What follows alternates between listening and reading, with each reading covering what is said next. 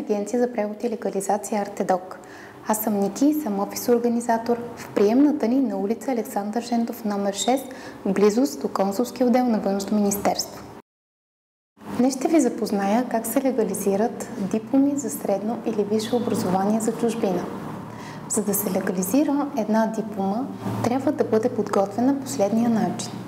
Дипломата трябва да е ксерокопие и да се направи нотариална заверка, копие вярно с оригинала при нотариус.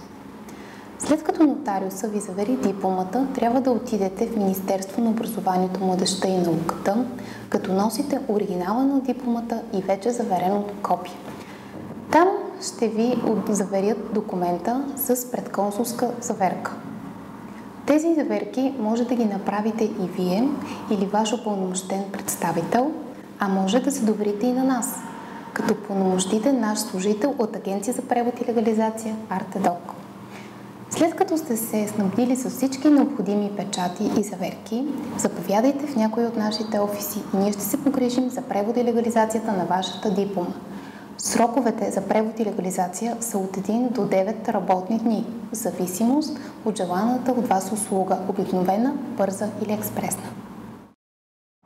Повече информация за предлаганите от нас услуги може да намерите в интернет на официалната ни веб страница artedoc.com.